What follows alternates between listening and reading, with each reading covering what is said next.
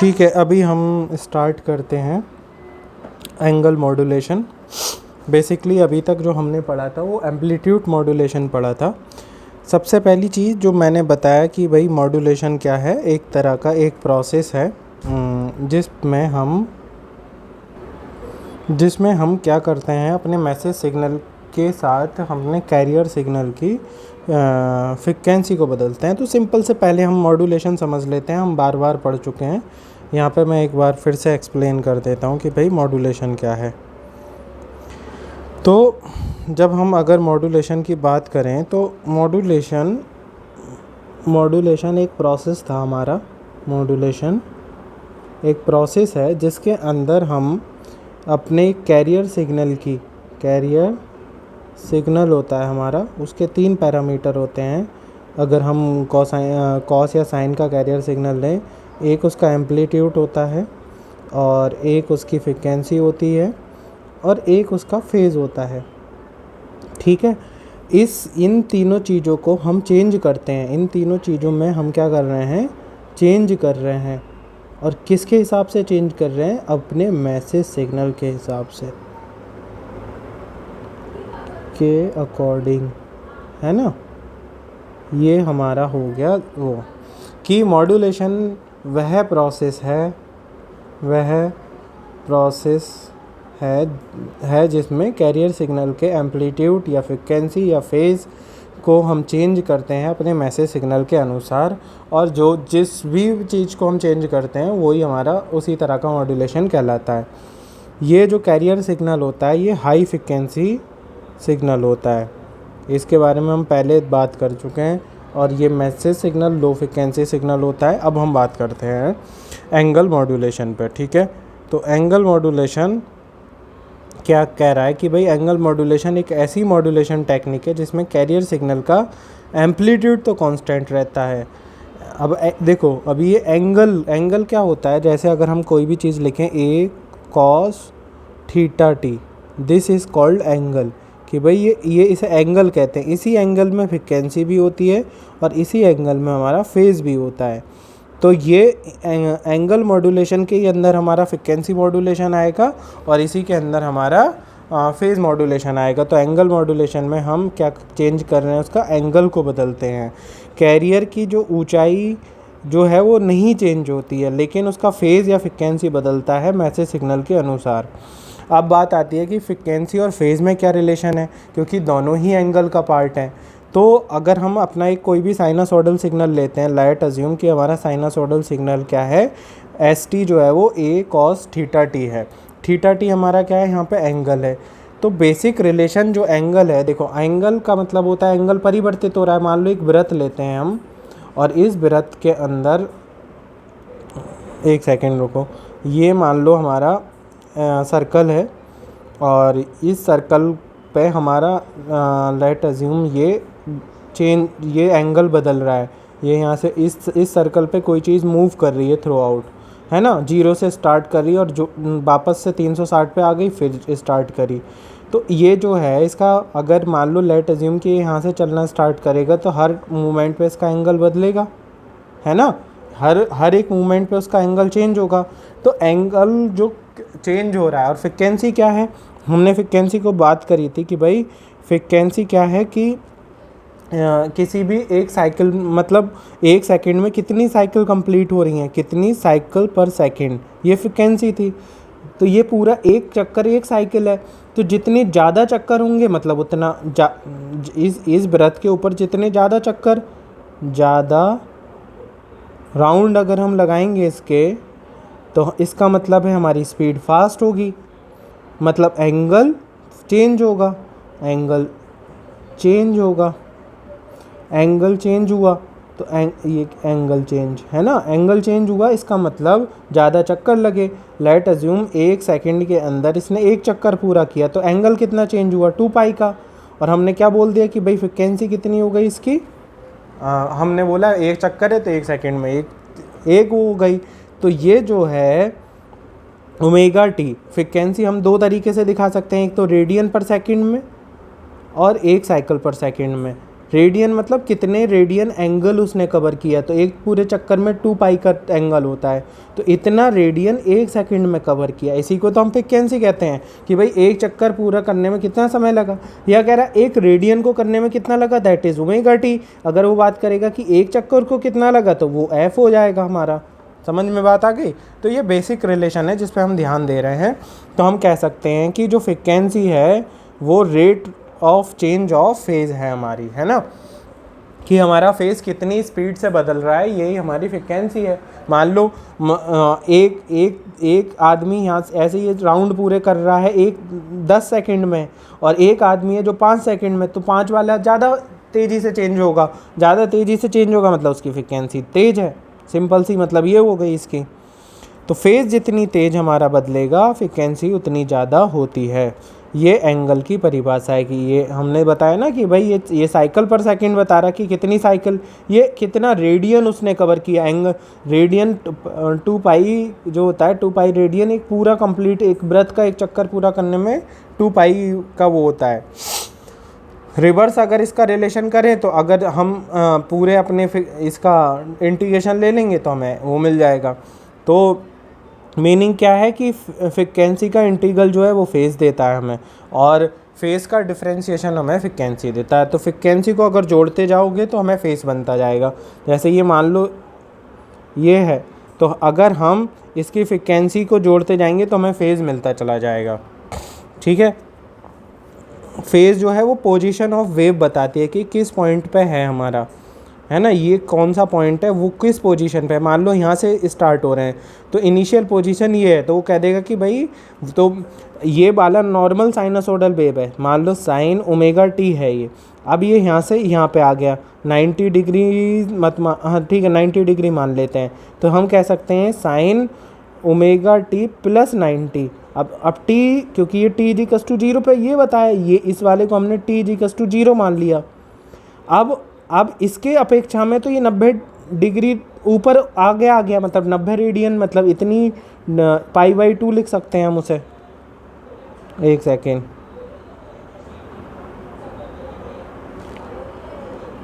है ना, ये पाई/2 आ गया। तो अगर इसे पाई/2 टोटल देखो, ये यहाँ पाई होता है, ये पाई/2, ये 3 पाई/2, ये पूरा, तो एक चक्कर कंप्लीट हो गया, तो इसे हम पाई/2 लिख लें।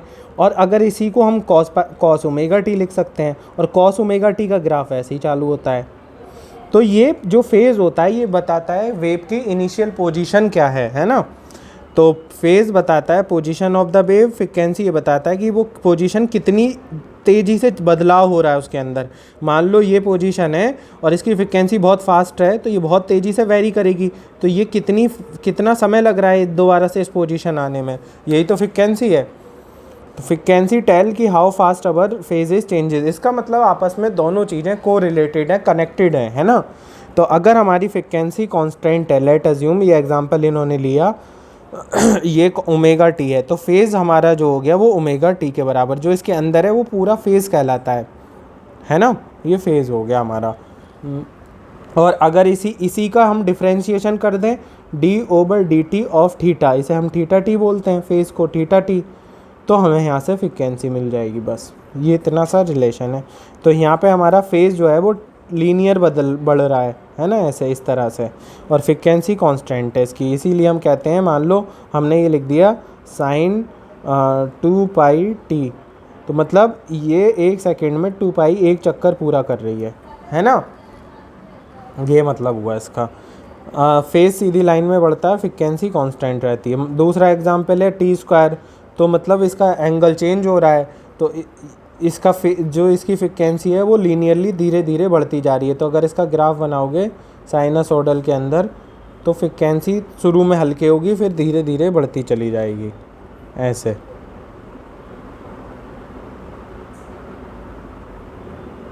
इस तरह से। अब ये है तीसरा है हमारा, जो हम एफएम की बात करते हैं, कि हमने क्या किया, हमारी कांस्टेंट फ्रीक्वेंसी में अपना मैसेज सिग्नल को हमने ऐड कर दिया। तो यही तो हमारा वो था कि भाई हम क्या कर रहे हैं, कैरियर की फ्रीक्वेंसी में अपने मैसेज को जोड़ रहे हैं, यही काम किया ना। इसलिए इसका क्या हुआ, इसकी फ्रीक्वेंसी समय के साथ बदलेगी, समय मतलब मैसेज सिग्नल के अनुसार। तो इसी को हमने क्या बोल दिया, एफएम मॉड्यूलेशन। ठीक है।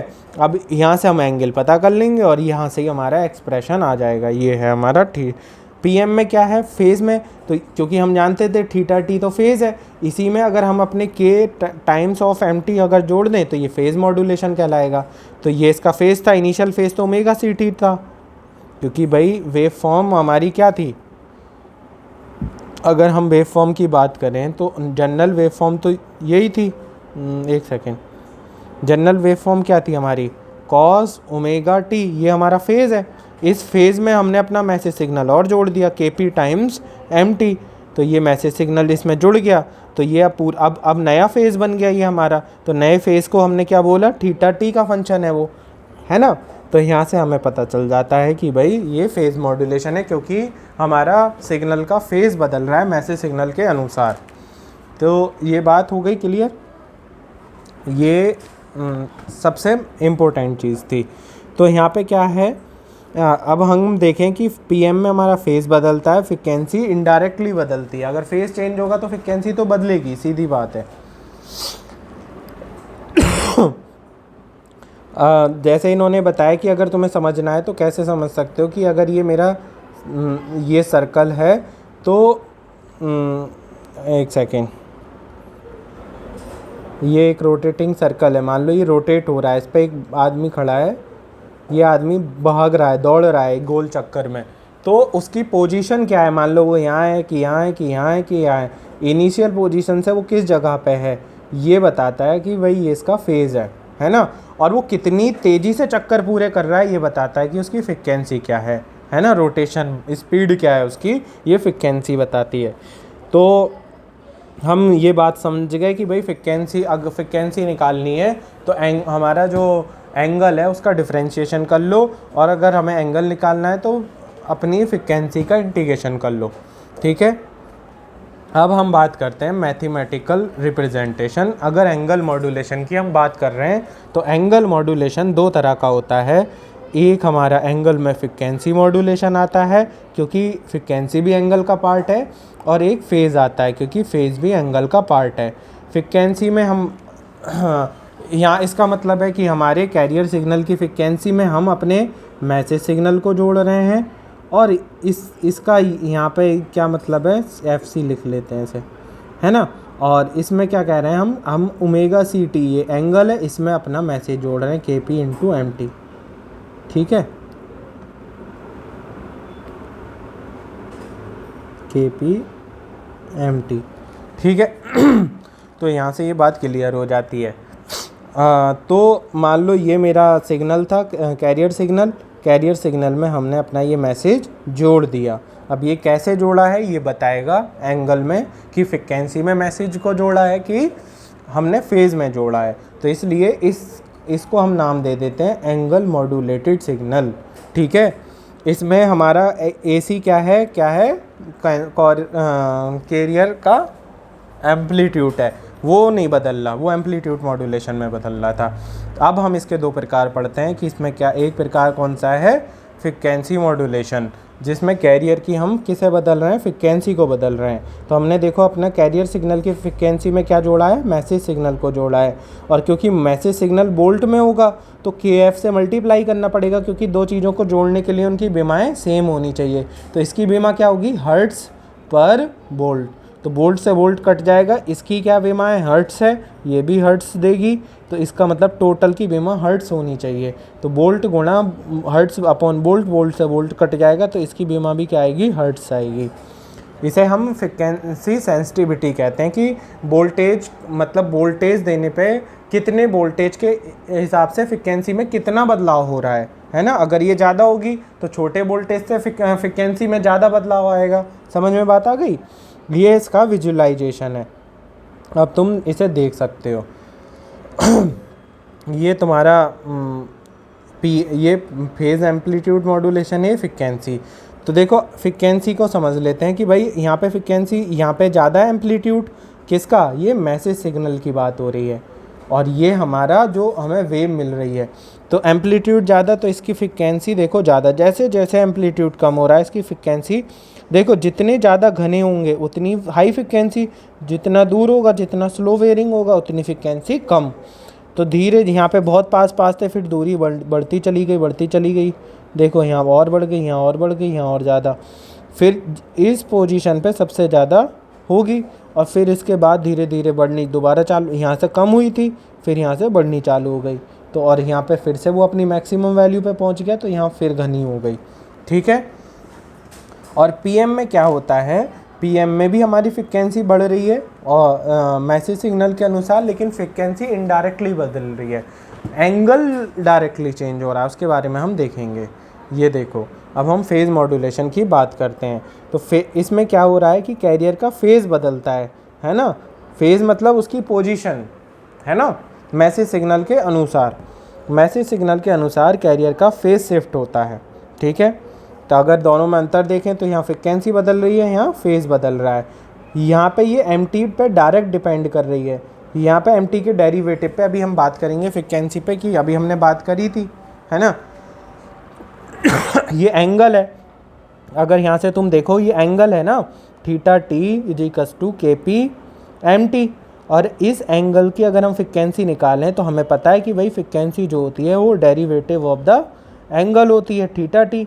और ये थीटा टी की वैल्यू अगर हम इसमें पुट करेंगे तो के पी बाहर आ जाएगा, तो d over d t of m t. तो यहाँ से इस बात समझ में आ रही है इन्होंने क्यों बोला कि भाई डेरिवेटिव पर डिपेंड करती है यहाँ पे।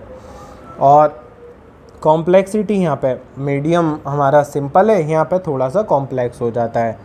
एडवांटेज क्या है, ज़्यादातर जो नॉइस होती है वो भाई हमारी किस में, एम्पलीट्यूड में ऐड होती है, पर अब हम मैसेज को किस में भेज रहे हैं, उसके एंगल में। तो एंगल में हम नहीं, एंगल में नॉइस का असर ना के बराबर होता है, इसलिए हम कह सकते हैं कि नॉइस का असर कम इसमें मतलब बहुत कम होता है। नॉइस इम्यूनिटी मतलब उससे सुरक्षित, जैसे हम कहते हैं ना हमारी बॉडी की इम्यूनिटी अच्छी है, इसका मतलब हमें रोग नहीं लग सकते, ऐसे ये कह रहा है नॉइस इम्यूनिटी की इसमें नॉइस का इफेक्ट नहीं हो सकता, है ना।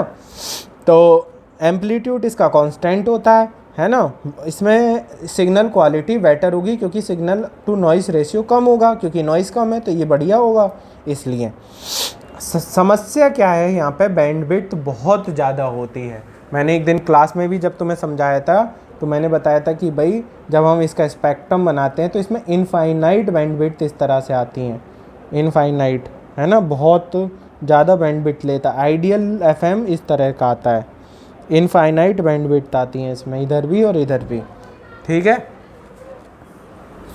बात समझ में आ गई। तो ये हो गया कॉस्टली बहुत, रिसीवर इसके जो होते हैं वो बहुत कॉस्टली होते हैं। एएम के रिसीवर बहुत मतलब आसानी से बनाए जाते हैं, सस्ते होते हैं। कहाँ इस्तेमाल होता है, रेडियो, एफएम रेडियो सब सुनते ही हैं। टीवी में जो साउंड सिग्नल आता है, देखो टीवी में एक वीडियो सिग्नल होता है, एक साउंड सिग्नल होता है। वीडियो सिग्नल जो होता है टीवी का वो होता है बीएसबी, हमने पढ़ता था ना, वेस्टिजियल साइड बैंड, एएम का पार्ट था ये। और जो इसमें साउंड आती है वो एफएम सिग्नल से आती है। ठीक है भाई, इतनी बात समझ में आ गई। सैटेलाइट कम्युनिकेशन होता है जिसमें हम अपना रेडियो यहाँ से सिग्नल भेजते हैं सैटेलाइट पे, और सैटेलाइट फिर दूसरी जगहों पे भेजता है। वायरलेस कम्युनिकेशन, इन सब में एफएम का इस्तेमाल होता है। अब हम बात करते हैं एफएम मॉड्यूलेशन पे। ठीक है भाई, एफएम मॉड्यूलेशन की हम बात करते हैं। तो क्या है, फ्रिक्वेंसी मॉड्यूलेशन एक तरह का एंगल मॉड्यूलेशन है ना, क्योंकि हमने अभी पढ़ा ही था, जिसमें हम फ्रिक्वेंसी किसकी, कैरियर सिग्नल की वेरी कराते हैं अकॉर्डिंग टू इंस्टेंटेनियस, मतलब उस पर्टिकुलर समय के मैसेज सिग्नल का एम्पलीट्यूड क्या है, मैसेज सिग्नल के अनुसार हम उसे परिवर्तित करते हैं, और इसका जो कैरियर सिग्नल का एम्पलीट्यूड है वो समान रहता है। तो ये हिंदी में देखो कि एफएम सिग्नल में कैरियर सिग्नल की फ्रिक्वेंसी बदलती है जबकि उसका एम्पलीट्यूड कांस्टेंट रहता है, और ये बदलाव मैसेज सिग्नल के अनुसार होता है। वेव फॉर्म कैसी आती है एफएम की, जब मैसेज सिग्नल बढ़ेगा तो फ्रिक्वेंसी बढ़ेगी, जब मैसेज सिग्नल घटेगा तो फ्रिक्वेंसी घटेगी, और एम्पलीट्यूड हमेशा देखो कांस्टेंट है ना। अगर तुम बदलाव देखोगे एम्पलीट्यूड बराबर है सब जगह, लेकिन देखो जैसे ही ये ज़्यादा है फ्रिक्वेंसी धीरे धीरे बढ़ रही है, तो यहाँ पे देखो सबसे घना है, और यहाँ सबसे निगेटिव में, तो यहाँ सबसे सीधा है। इसका मतलब है कि फ्रिक्वेंसी यहाँ हाई फ्रिक्वेंसी है, यहाँ थोड़ी सी लो फ्रिक्वेंसी है। यहाँ पे जो फ्रिक्वेंसी है वो FC प्लस FM है, यहाँ फ्रिक्वेंसी FC माइनस FM है। और इन दोनों के बीच में वो वेरी कर रही है उसके अकॉर्डिंग मैसेज सिग्नल के अनुसार। ठीक है, नहीं सॉरी FM नहीं है ये, के एफ ए एम है ना, और यहाँ पे साइन ओमेगा टी है ना, और ऐसे ही यहाँ पे KC/FM KC minus KF/AM sine omega T. अब जैसे जैसे साइन ओमेगा टी तो बदलता है इस तरह से, ये पहले बढ़ेगा फिर घटेगा, ऐसे इस तरह से फिर बढ़ेगा, तो जैसे जैसे ये चेंज होगा वैसे वैसे ये वैल्यू बदलेगी। लेट अज्यूम ये मान लेते हैं इसकी वैल्यू इन 4 बिंदुओं पे ले लेते हैं, यहाँ 1 2 3 है ना, और फिर ठीक है 0 1 2 3। तो अगर अलग अलग मोमेंट पर KF मान लो तुम ले लो 3 किलोहर्ट्ज़ है ना, 3 किलोहर्ट्ज़। तो अगर जब तुम FC तुम ले लो 3 FC ले लो 3 मेगाहर्ट्ज़ है ना, तो इस मूवमेंट पे क्या होगी, ये 0 है तो KF इंटू MT 0 हो गया, तो 3 मेगाहर्ट्ज़। एक वाले मूवमेंट पे कितनी होगी, 3 इंटू 1 3.003, फिर दूसरे मूवमेंट पे 0.006, फिर अगले मूवमेंट पे 3 प्लस 0.009। अब यहाँ पे ये हो गया, फिर अब यहाँ पे कितनी होगी 6, फिर 3 और फिर 0, और फिर यहाँ नेगेटिव चालू हो जाएगी, तो 3 माइनस 0.003, 3 माइनस 0.006, इस तरह से चेंज होगा। तो अगर अब तुम देख रहे होगे तो यहाँ पे फ्रिक्वेंसी बढ़नी चालू हुई, फिर से घटनी चालू हुई, फ्रिक्वेंसी बढ़नी चालू हुई, फिर घटनी चालू हुई है ना, फिर घटती गई, फिर मैक्सिमम, फिर बढ़नी चालू हुई। ये तुम्हें दिख रहा होगा इसमें। जहाँ सिग्नल कंप्रेस्ड है मतलब बहुत पास पास है उसे हाई फ्रिक्वेंसी, जहाँ एक्सपेंडेड है, जहाँ छीदा छीदा है वहाँ पे लो फ्रिक्वेंसी। जहाँ मैसेज सिग्नल ज़्यादा होता है वहाँ वेव ज़्यादा डेंस हो जाती हैं, और जहाँ कम होता है वहाँ फैल जाती हैं। अब हम बात करते हैं इसके एक्सप्रेशन पे। ठीक है, ये एक्सप्रेशन कैसे आता है ये मैं तुम्हें सिखाता हूँ यहाँ पे। ठीक है, बहुत सिंपल है फिनोमिना। हम क्या कर रहे हैं, FM सिग्नल है तो हम बहुत सिंपल सी बात है कि हमने क्या लिया, AC cos ओमेगा CT। ठीक है, ये हमने सिग्नल लिया था हमारा CT, और मेरा मैसेज सिग्नल MT है, मान लेते हैं उसे हम MT।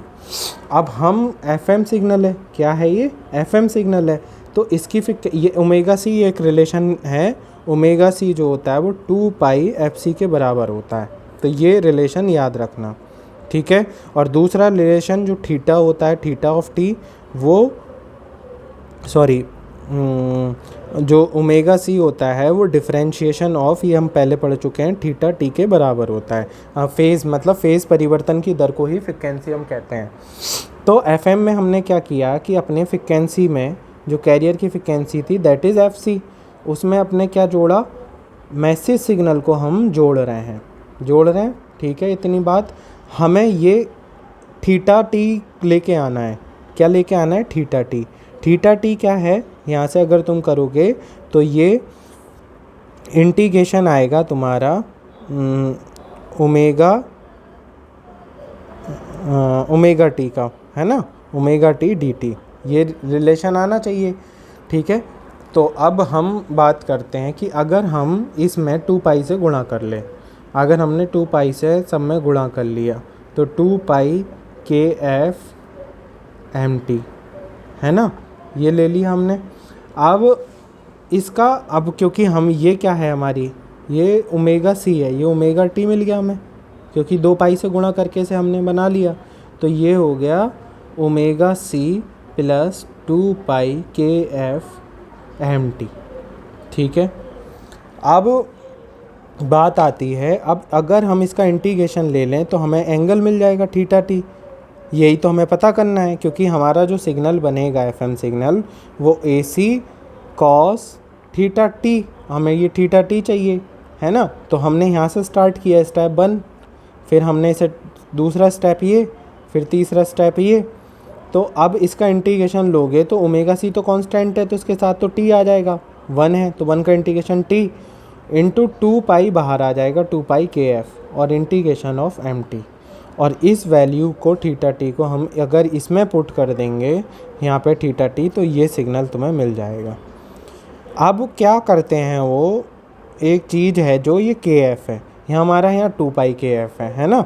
यहाँ पे के एफ की यूनिट रेडियन पर वोल्ट है, और यहाँ पे हमने जो के एफ लिया था वो हर्ट्ज़ पर वोल्ट लिया था, है ना। तो इससे कोई फ़र्क नहीं पड़ता, ये कांस्टेंट है। अगर तुम हर्ट्ज़ में लोगे इसे हर्ट्ज़ पर वोल्ट, तो 2 पाई से गुणा करना पड़ेगा, क्योंकि ये रेडियन में थी फ्रिक्वेंसी कि यहाँ पे ये रेडियन में। अगर तुम इसे उसमें लोगे तो इसे 2 पाई से गुणा मत करो, तो दोनों एक्सप्रेशन सही रहेंगे हमारे, ठीक है।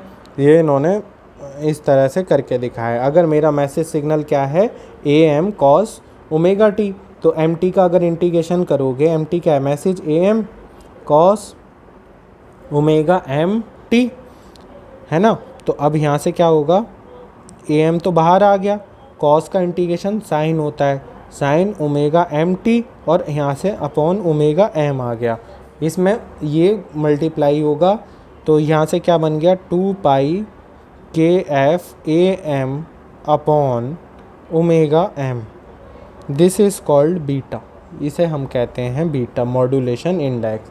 और ये जो है ऊपर वाला, इसे कहते हैं हम फ्रिक्वेंसी डेविएशन। ये क्या है, फ्रिक्वेंसी डेविएशन, कितनी फ्रिक्वेंसी डेविएट की। के एफ इंटू ए एम लिया है हम, के एफ इंटू ए एम, और लेकिन इनका जो के एफ है ये रेडियन पर सेकंड में है ना।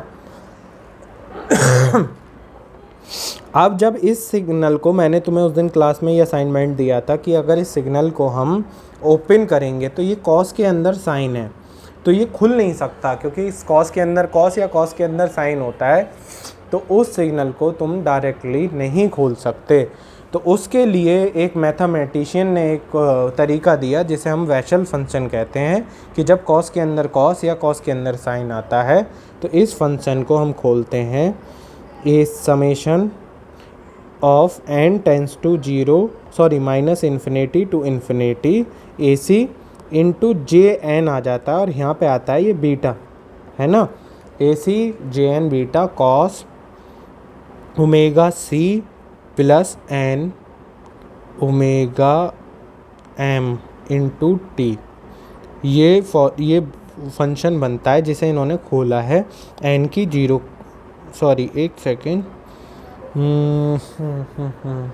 इन्होंने एक ही साइड, अच्छा हाँ ओके, इन्होंने ये क्या किया है, माइनस वाला टर्म ले लिया, हमने माइनस इन्फिनिटी अपने आप इंक्लूड कर लिया था, ठीक है।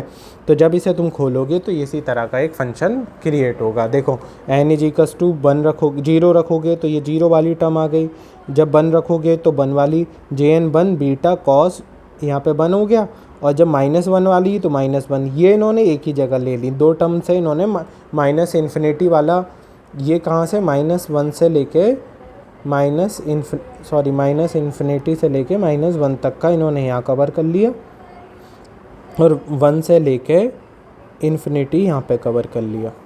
तो इस तरह का ये फंक्शन बनता है। इसका क्या मतलब है, इस फंक्शन को अगर ध्यान से देखो तो ये क्या है, इसमें कौन कौन सी फ्रिक्वेंसी हैं।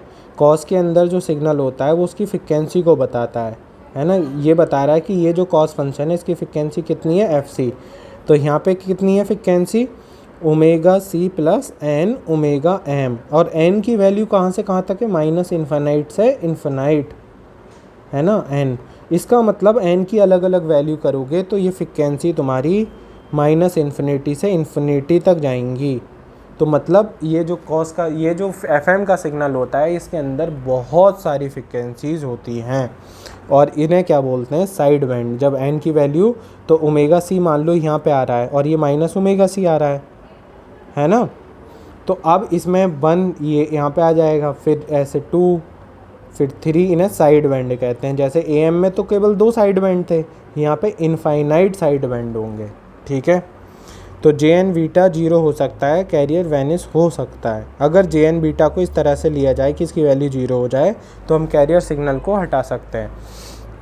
ये देखो इन्होंने इसका क्या दिखाया है, स्पेक्ट्रम दिखाया है कि भाई यहाँ से के जी कस टू 0 से देखो स्पेक्ट्रम इसके बढ़ते जा रहे हैं, ऐसे इनफाइनाइट तक जाएंगे ये, है ना। देखो इस तरह से 1 2 3 इस तरह से पहली केबल कैरियर आ गया, 1 पे 2 आ गए, 2 पे 4 आ गए, 3 पे 6 आएंगे, 4 पे 8, इस तरह से बढ़ते चले जाएंगे। तो एफ देखो, ये इन्होंने साइड बैंड बताएं कि ये कैरियर सिग्नल है और इतने इनफाइनाइट साइड बैंड है। कैरियर के दोनों तरफ इनफाइनाइट सब बैंड बनते हैं। तो अब बात ये है, सारा खेल ही बैंडविड्थ पे था। जब हम AM में बात कर रहे थे तो AM में हमारा जो बैंडविड्थ थी वो 2 FM थी। बैंडविड्थ हमेशा लिमिटेड होती है ना। बैंडविड्थ तो अलॉट करती है सरकार कि भाई इतनी फ्रिक्वेंसी स्पेक्ट्रम हमने इस कंपनी को दे दी है या इतने इसे दे दिए। तो अब बैंडविड्थ का मतलब है कि एक तरह से बैंडविड्थ को ऐसे मानो कि ये एक सरकार ने तुम्हें सड़क दे दी कि इतनी सड़क पे तुम्हें निकलना है, इतनी सड़क पे तुम्हें निकलना है, और ये लिमिटेड है, ठीक है। तो FM कहता है कि उसकी इनफाइनाइट है, तो भाई इतनी तो हम अलॉट कर ही नहीं सकते, ये तो हमारे पास सीमित है। तो एक वैज्ञानिक ने बोला कि भाई तुम इन्हें इनफाइनाइट मत दो, एक बैंड दे दो, जिसे उन्होंने डिफ़ाइन किया, जिसे हम कार्सन रूल कहते हैं कि अगर इतनी दे दोगे तो लगभग 98% इंफॉर्मेशन इन्हीं के बीच में ही तुम्हें मिल जाएगी। बाकी जो इनफाइनाइट बैंडविड्थ है उसके अंदर लगभग ना के बराबर इंफॉर्मेशन होगी और सारी इंफॉर्मेशन तुम्हें यही मिल जाएगी। इसी रूल को हम क्या कहते हैं, कार्सन रूल कहते हैं, ठीक है। तो इन्होंने क्या बोला कि अगर बैंडविड्थ को 2 times of delta F plus FM, और इसे ऐसे भी डिफाइन किया जा सकता है बीटा प्लस 1 FM। 2 FM तो हमारी AM की थी, और अगर बीटा प्लस 1 तक ले लो तो इसमें हमारा सारी इंफॉर्मेशन, मेजरली इंफॉर्मेशन वो हो जाएगी। आइडियल बैंडविड्थ इनफाइनाइट है, लेकिन ये प्रैक्टिकल बैंडविड्थ है जिसे कार्सन रूल कहते हैं, और ये बहुत इंपॉर्टेंट है, पूछा जाता है कि कार्सन रूल को समझाओ, है ना। अब बात आती है कि हमारी प्रॉब्लम क्या है FM के एक्स में। तो हम जब तक वो देख रहे थे तो हमारा क्या था, AM के अंदर कॉस, यहाँ पे कुछ भी MT से मल्टीप्लाई किया था, इसके अंदर जो था वो केवल ओमेगा CT था, और ये एक लीनियर फंक्शन होता है। लीनियर फंक्शन, चलो इतनी सी बात समझ लो, ये लीनियर फंक्शन है, ये नॉन लीनियर फंक्शन है। कॉस के अंदर साइन आता है, इसे डायरेक्ट एक्सपेंड नहीं किया जा सकता, हमें स्पेक्ट्रम निकालना होता है। इसको एक्सपेंड करने के लिए हम इस्तेमाल करते हैं वेसल फंक्शन का। एक गणितज्ञ थे, उन्होंने ये दिया था। अब मेन पॉइंट क्या है, FM signal simple cosine term को तोड़ने के लिए, FM सिग्नल को इसकी क्या ज़रूरत है, हमें क्या करना है, FM सिग्नल के अंदर कॉस के अंदर साइन है, तो उसे तोड़ने के लिए, साइड बैंड का पता करने के लिए, और हर साइड बैंड की कितनी पावर है, कितनी इन्फॉर्मेशन उसके अंदर है, ये पता करने के लिए, हर फ्रिक्वेंसी कंपोनेंट का एम्पलीट्यूड कितना है ये पता करने के लिए, और बैंडविड्थ को कैलकुलेट, जब हमें ये पता चल जाएगा कि लगभग इतनी मैक्सिमम 99% इन्फॉर्मेशन इसी बैंडविड्थ के अंदर है, तो बाहर वाली बैंडविड्थ को हम छोड़ सकते हैं, ठीक है। तो FM सिग्नल सीधा समझ नहीं आता, क्योंकि इसमें एंगल कॉम्प्लेक्स होता है, इसे अलग अलग फ्रिक्वेंसी में तोड़ने के लिए हमें वेसल फंक्शन की आवश्यकता होती है। वेसल फंक्शन क्या है, एक मैथमेटिकल फंक्शन है जो FM सिग्नल को के एक्सपेंशन में यूज़ करते हैं हम। ये हमें क्या बताता है कि कौन सा साइड बैंड में कितना स्ट्रॉन्ग है। तो देखो, जब हम AM का हम बात कर रहे थे तो हमने बोला कि भाई इसका जो एम्पलीट्यूड होता है वो उसके, अगर इसको स्क्वायर कर दें तो इसकी पावर को बता देगा ना, एम्पलीट्यूड की AC/2 तो ये पावर बता देगा। तो इससे क्या है कि हमें पावर पता चल जाएगी, हर एक एम्पलीट्यूड की फ्रिक्वेंसी की पावर, और जो हमारे लिए इम्पोर्टेंट नहीं है तो हमें कम पावर दे। अगर हम पूरे का पूरा इनफाइनाइट सिग्नल को ट्रांसफ़र करें तो हमें पावर भी तो बहुत चाहिए होगी ना। तो इनके जो एम्पलीट्यूड होते हैं, जो वेसल फंक्शन होता है, इनकी ये डिफाइन होता है, जैसे लॉग की टेबल होती है ना, ऐसे ही इधर n होता है और एक बीटा, ये इधर बीटा = 1 2 3 और इधर n = 1 2 3, ऐसे अगर तुम बनाओगे तो एक टेबल प्रिपेयर होती है, इधर n इधर बीटा। तो और यहाँ पे n 0 1 2 3 इस तरह से देखोगे तो यहाँ वैल्यू फिक्स होती हैं इनकी, तो हमें ये पता चल जाता है कि हर एक कॉस टर्म का एम्पलीट्यूड कितना है, ठीक है। जैसे ये कैरियर का एम्पलीट्यूड है, लेकिन AC से सब में गुणा होगी, है ना, AC से। ये फर्स्ट साइड बैंड का एम्पलीट्यूड है, ये सेकंड साइड बैंड का। तो वेसल फंक्शन ये बताता है कि कौन सा फ्रिक्वेंसी कंपोनेंट कितना पावरफुल है, यानी उसके अंदर कितना सिग्नल की एनर्जी भी कैसे डिस्ट्रीब्यूट हुई है हमारी। पॉइंट अब इसमें क्या आता है कि अगर हमारे साइड बैंड इनफाइनाइट होते लेकिन सब इम्पोर्टेंट नहीं होते, है ना, तो हम क्या करेंगे, उनके इसको 0 के बराबर अगर हम ले लें तो साइड बैंड को हम हटा सकते हैं, नेग्जिबल। अगर हम ये कहें कि कोई एक ऐसा एक बीटा मिल जाए जो कि 0 के लिए हमें ये 0 दे दे, तो हमारा कैरियर को भी हम डिसअपीयर कर सकते हैं, क्योंकि कैरियर के अंदर कोई इन्फॉर्मेशन नहीं है, तो हम यहाँ से हटा सकते हैं। फिजिकल मीनिंग क्या है कि एफएम सिग्नल में एनर्जी जो होती है सारी फ्रिक्वेंसी में डिस्ट्रीब्यूट होती है, लेकिन कुछ फ्रिक्वेंसी में बहुत ज़्यादा होती है, कुछ में बिल्कुल ही कम होती है। तो जिनमें बहुत ज़्यादा है, अगर उन फ्रिक्वेंसी को हम ले लें और बाकी सबको छोड़ दें, तो हमारी बैंडविड्थ की भी बचत होगी, पावर की भी बचत होगी, और हमारा मैसेज सिग्नल हमें जैसा का जैसा है वो मिल जाएगा। ठीक है, अब इसके कुछ इम्पोर्टेंट पॉइंट्स आते हैं, ये क्या क्या होते हैं एफएम के अंदर। ठीक है, तो इम्पोर्टेंट कॉन्सेप्ट में अगर हम बात करें, तो अगर ये मेरा सिग्नल है, ये हम पढ़ ही चुके हैं, और ये इसकी फ्रिक्वेंसी को डिस्क्राइब कर रहा है, और ये इसका स्पेक्ट्रम है। तुम देखोगे कि जो सारी एनर्जी है वो इतने ही बीच में है, बाकी सब जगह लगभग ना के बराबर एनर्जी है। तो अगर इतनी ही बैंडविड्थ को ट्रांसमिट किया जाए, इस एफएम सिग्नल को पहले एक लो पास फिल्टर से पास कर दो, और उतनी ही बैंडविड्थ को जाने दो जितने में सारी मेन इन्फॉर्मेशन, बाकी सबको नेगलेक्ट कर दो। तो तुमने क्या किया, बैंडविड्थ को कम कर दिया, बैंडविड्थ कम कर दी, और यही हमारा ऑब्जेक्टिव था। तो हमें इन्फॉर्मेशन भी सारी ट्रांसमिट हो गई हमारी, और बैंडविड्थ भी हमारी बच गई।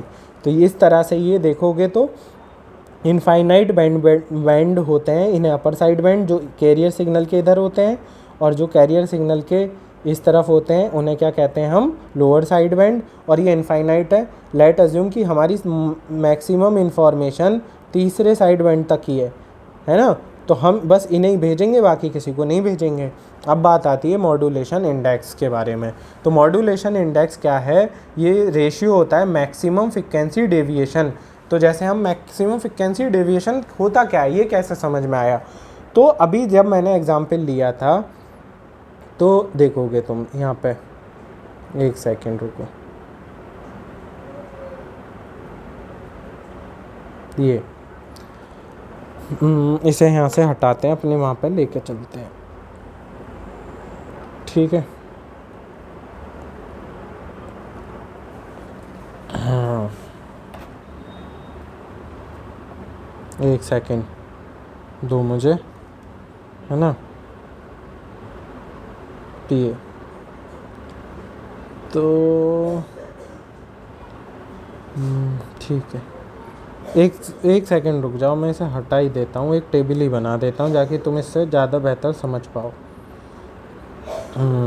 यहाँ पे बना लेते हैं, एक सेकंड।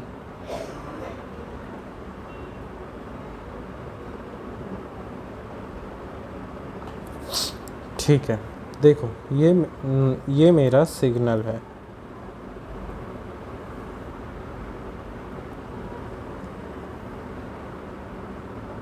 ठीक है, एक सेकंड थोड़ा सा,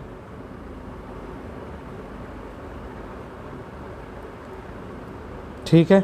इसका एम्पलीट्यूड हमने अलग अलग 3 पॉइंटों पे ले लिया।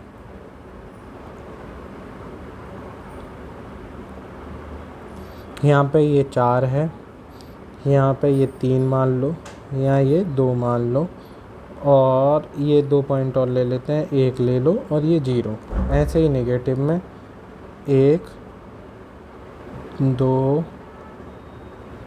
3 और 4।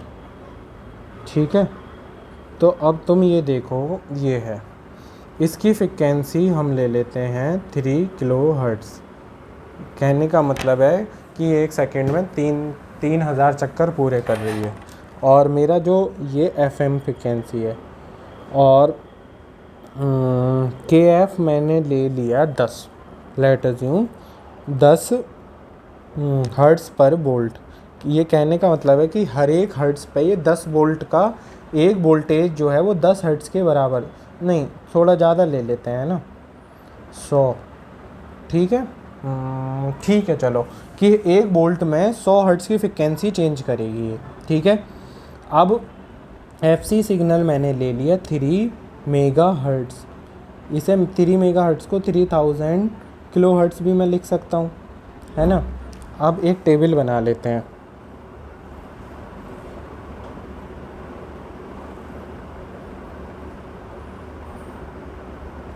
ये mt की वैल्यू है। mt की वैल्यू अगर तुम देखोगे तो 4 से लेके -4 तक जा रही है, नीचे माइनस में है ना ये सब।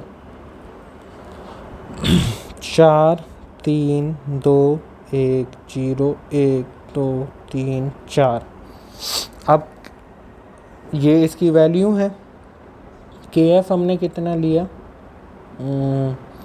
इसे यार मैंने कम ले लिया, ये थोड़ा ज़्यादा होगा क्योंकि यहाँ पे ये है।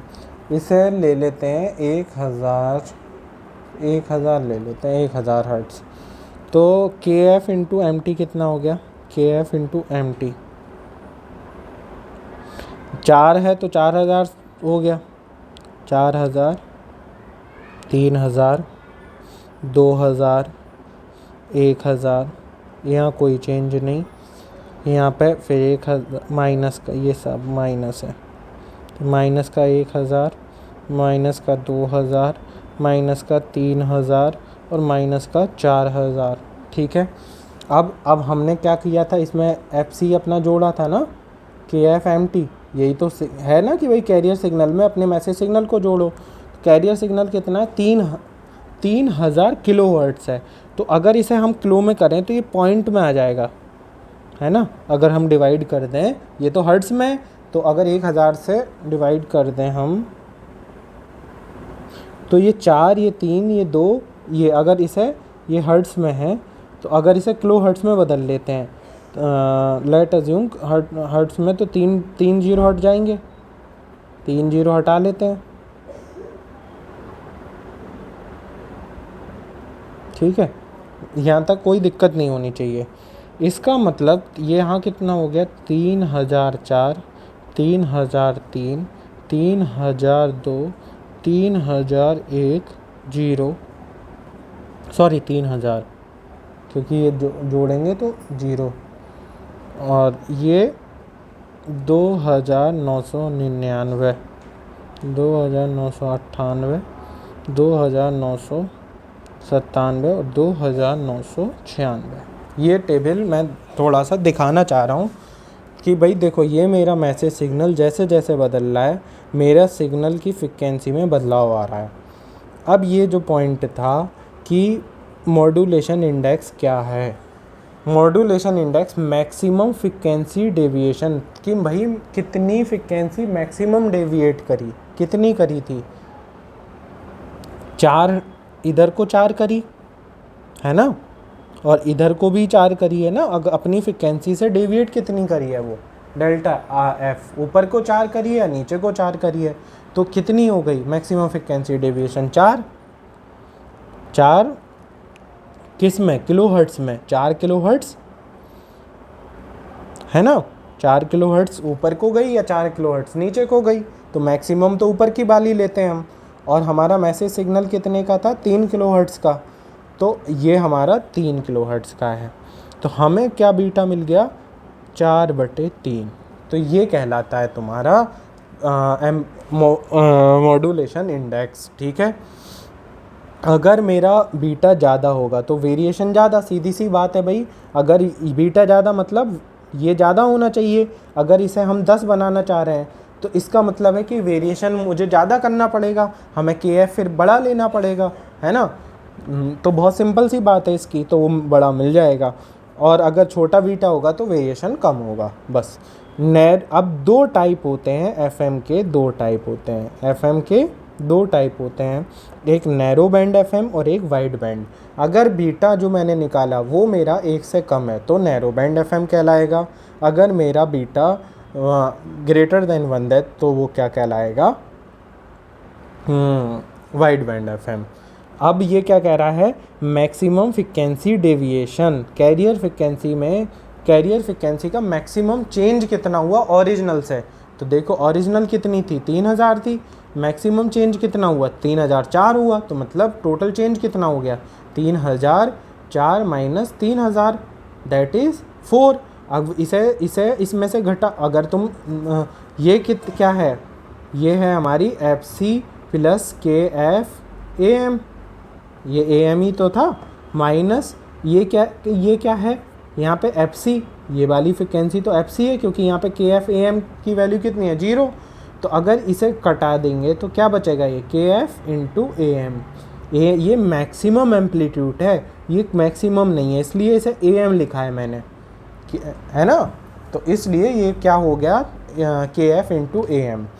तो ये बताता है कि हमारा कैरियर फ्रिक्वेंसी का मैक्सिमम चेंज कितना था उसकी ओरिजिनल वैल्यू से।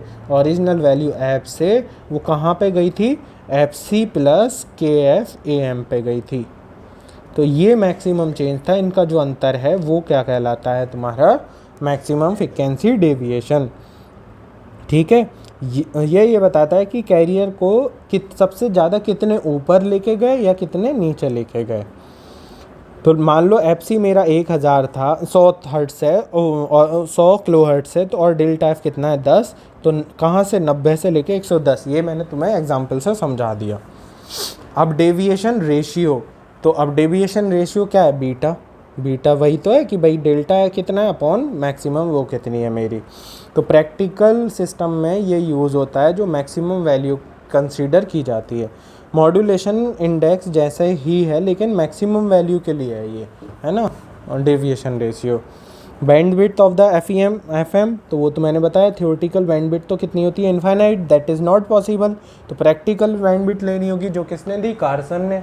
तो कार्सन ने एक अपना फॉर्मूला दिया कि भाई इसके बराबर या 2 times of beta plus 1 into f M.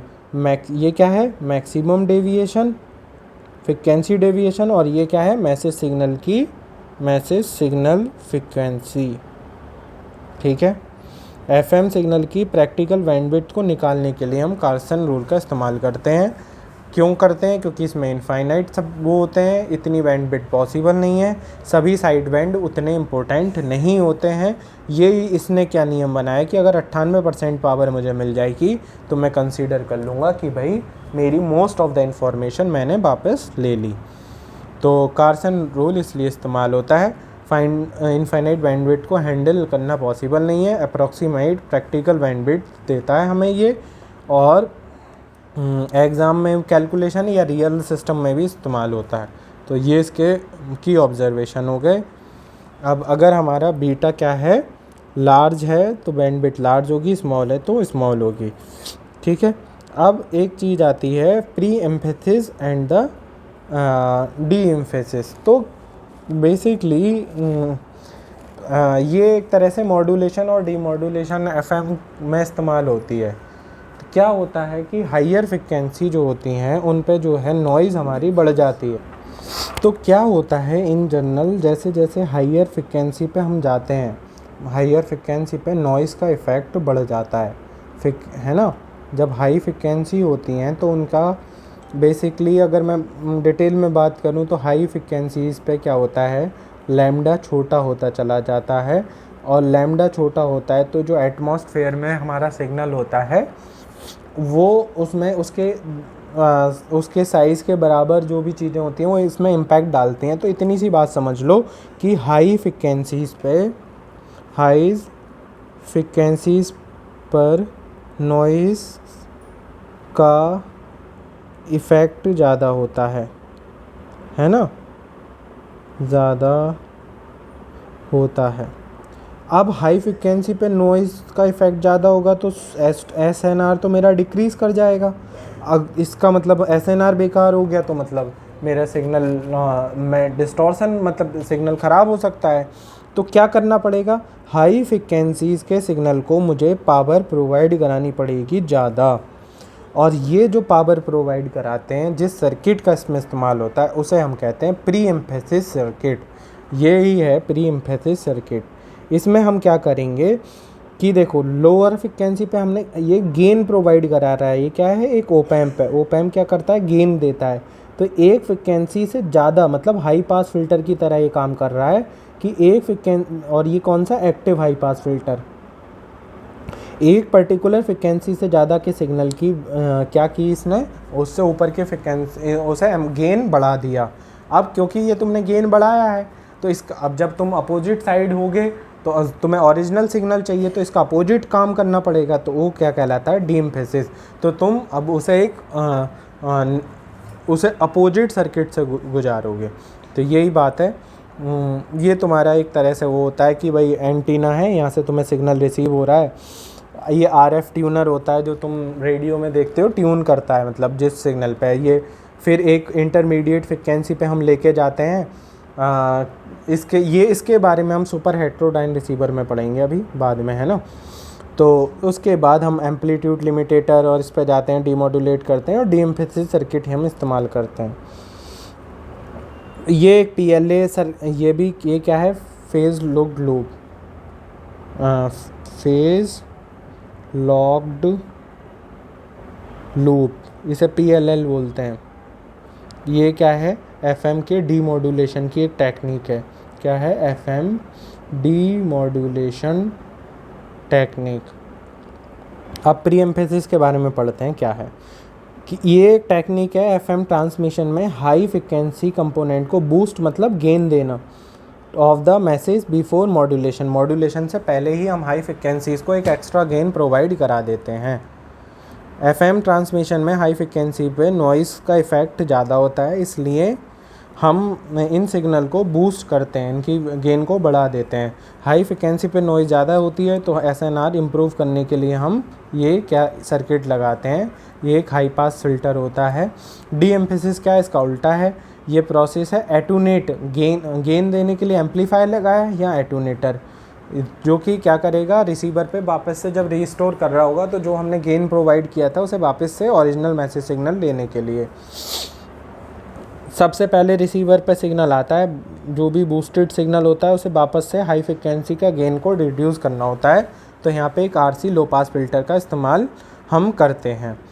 FM modulator क्या है, हमारा जो अभी हमने क्या किया, अपने फ्रिक्वेंसीज़ के अंदर मैसेज सिग्नल को छुपाया था, अब इस मैसेज सिग्नल को बाहर निकालना है एंगल से।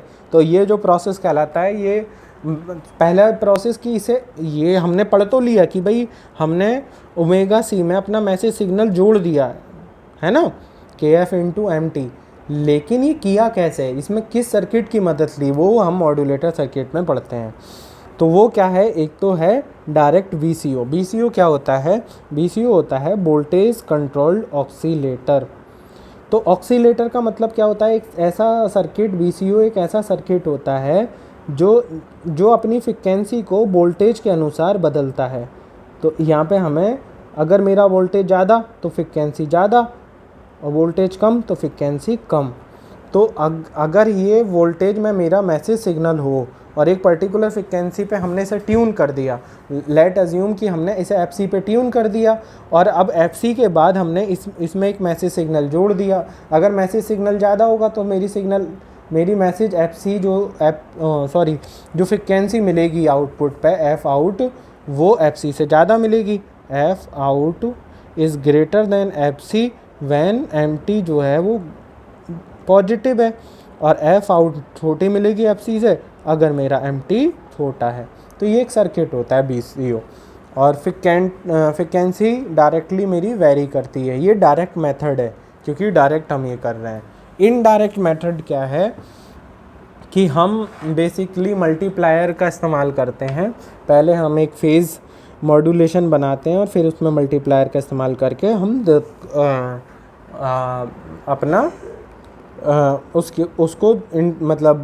उसकी फ्रिक्वेंसी को और बीटा को हम बढ़ा लेते हैं। दूसरा क्या है हमारा, मैसेज सिग्नल को बेसिकली इसमें इनडायरेक्ट मेथड में पहले हम नैरो बैंड FM बनाएंगे, नैरो बैंड FM को एक मल्टीप्लायर से पास करेंगे, तब हमें ये, इसलिए से इनडायरेक्ट या आर्मस्ट्रॉन्ग मेथड भी कहते हैं, तब हमें वाइड बैंड FM मिलेगी, है ना। नैरो बैंड मतलब बीटा जिसका 1 से कम है, इसका बीटा 1 से ग्रेटर है। डीमॉड्यूलेशन में ये है स्लोप डिटेक्टर, फोस्टर-सिले डिस्क्रिमिनेटर और PLL। मैंने नोट्स दिए हैं पर तुम्हारे सिलेबस में उतना है नहीं, बेसिकली बस इंट्रोडक्शन है कि भाई क्या होते हैं ये पता होना चाहिए। तो एफएम सिग्नल को से ओरिजिनल मैसेज सिग्नल को वापस निकालने का प्रोसेस डीमॉड्यूलेशन कहलाता है। ट्रांसमीटर में हम मैसेज फिर प्री एम्फेसिस सर्किट लगाएंगे हाई फ्रिक्वेंसी को बूस्ट करने के लिए, फिर मॉड्यूलेटर को दे देंगे, वो ट्रांसमिशन हो जाएगी। और रिसीवर साइड में रिसीव होगा सिग्नल, उसे डीमॉड्यूलेटर फिर डी एम्फेसिस करेंगे और आउटपुट हमें मिल जाएगा। ये इसका वो ग्राफ है ना। अब हम बात करें अपना ये फेस मॉड्यूलेशन, अभी हम इसे अगले वाले में डिस्कस करेंगे।